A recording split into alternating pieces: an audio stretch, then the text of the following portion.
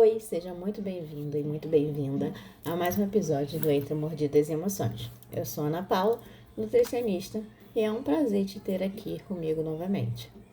No episódio anterior, a gente conversou sobre comer intuitivo e essa forma de se reconectar com o corpo, com os sinais de fome e saciedade, e principalmente com a liberdade de comer com consciência, sem culpa e sem bagunça. Se você ainda não ouviu, vale muito a pena voltar lá depois. E hoje a gente vai mergulhar num tema que está sempre presente, mesmo que muitas vezes a gente nem perceba. Qual é o papel das emoções na forma como nós nos alimentamos? Você já parou para pensar nisso?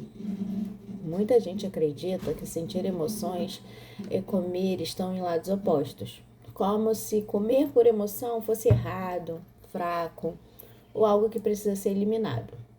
Mas será mesmo que é assim tão simples? Nesse episódio, eu quero te convidar para olhar as emoções com mais curiosidade e menos julgamento. Afinal, será que elas são realmente as vilãs dessa história? Ou será que tem algo importante para nos contar? Então, agora que a gente falou um pouquinho sobre o papel das emoções na alimentação, vamos conversar um pouco sobre quando essa relação começa a virar um desafio na nossa vida. É normal, todo mundo já sentiu vontade de comer para lidar com algum sentimento. É difícil. Aquela vontade de buscar conforto na comida, quando o dia foi estressante, quando estamos sozinhos à noite, ou até mesmo quando bate aquele tédio no fim de semana.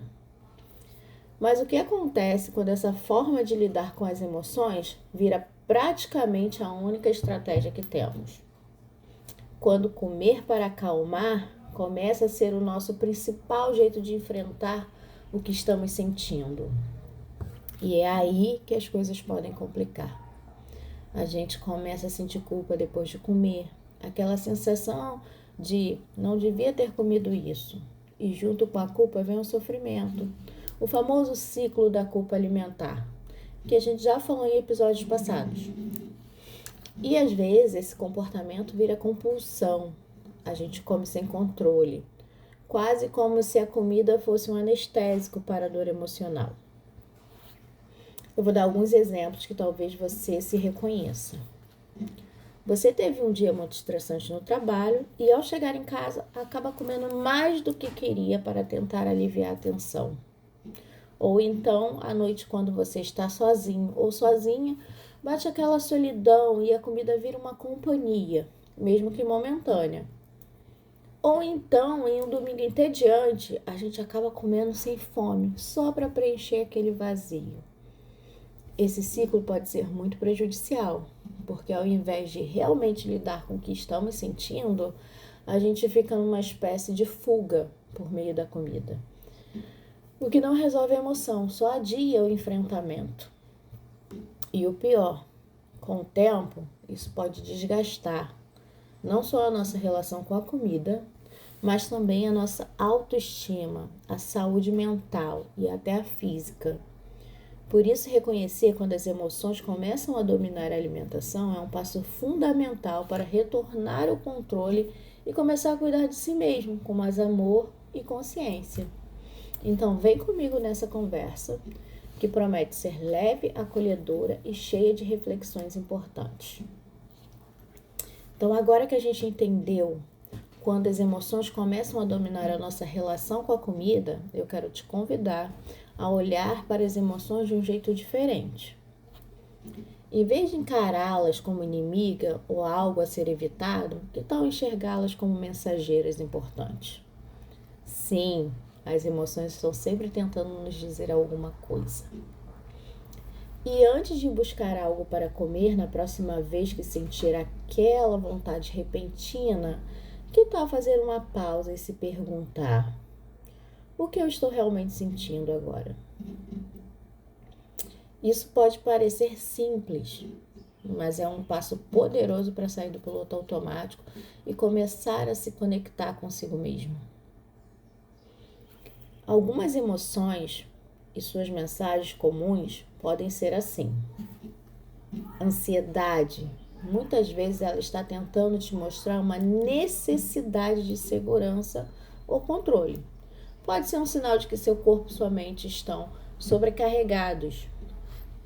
Tristeza é um chamado para acolhimento, para cuidar de si mesmo com carinho e talvez buscar apoio ou descanso. Raiva. Essa emoção pode indicar que seus limites estão sendo ultrapassados e que é a hora de se posicionar. Reconhecer essas mensagens é fundamental para não reagir automaticamente comendo sem pensar, mas para acolher o que está acontecendo internamente. Lembre-se, identificar o que estamos sentindo já é um grande avanço para termos uma relação mais consciente e amorosa com a comida e com nós mesmos. Então, e agora que a gente entendeu um pouquinho o que as emoções têm a dizer, vamos conversar sobre o que fazer com elas além de comer. A ideia aqui não é excluir totalmente a comida como forma de conforto. Afinal, comida também é afeto, cultura, memória. O problema é quando ela vira a única ou principal estratégia para lidar com o que sentimos. Então, como podemos ampliar esse repertório emocional? 1. Nomear o que você está sentindo. Parece simples, mas dar nome às emoções já ajuda a tirar a força dela. Em vez de pensar, tô mal, diga, eu estou me sentindo ansiosa, ou triste, ou sozinha. 2. Escrever sobre o que está acontecendo. Colocar no papel. O que você está pensando e sentindo ajuda a organizar as emoções e enxergar com mais clareza o que está acontecendo. 3. Praticar a respiração consciente. Parar por 1 minuto e prestar atenção na sua respiração já pode mudar o seu estado interno. É uma forma rápida de voltar para o presente. 4. Conversar com alguém de confiança. Falar sobre o que você está sentindo com alguém que te escuta de verdade pode ser muito mais nutritivo do que um pacote de biscoito. 5. Criar uma caixinha de autocuidado. Separe coisas que te fazem bem. Um livro leve, uma playlist que te acalma, um óleo essencial, um bilhete com uma frase que te inspira, ideias de atividades, por exemplo, como caminhar, tomar um banho quente ou ver um filme confortável. Essas estratégias, elas não são mágicas, tá? E nem sempre vão funcionar da mesma forma. Mas com o tempo, você vai conhecendo o que funciona melhor para você. A ideia não é se proibir de comer quando sente, mas entender quando só a comida está sendo usada para anestesiar. É sobre ter escolhas e não agir no automático. Quando ampliamos o nosso repertório emocional, damos ao nosso corpo e mente caminhos de cuidado.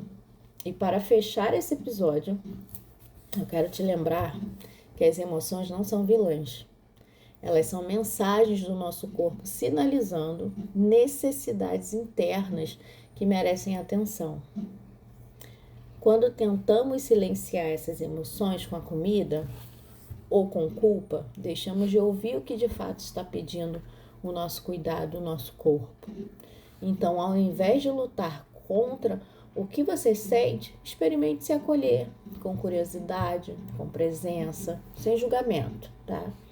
Pergunte-se mais vezes, o que eu estou sentindo agora? Do que eu realmente preciso?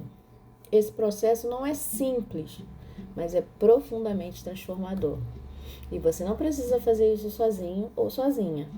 A cada episódio, eu vou estar aqui para te lembrar que é possível sim criar uma relação mais leve e gentil com a comida e com você mesmo. E no próximo episódio, a gente vai falar sobre um tema que mexe com muita gente. Você não precisa de uma dieta nova. Você precisa de um novo olhar. Vamos desconstruir essa ideia de que a solução está em mais regras e mostrar por que a mudança verdadeira começa de dentro para fora? E eu te espero lá.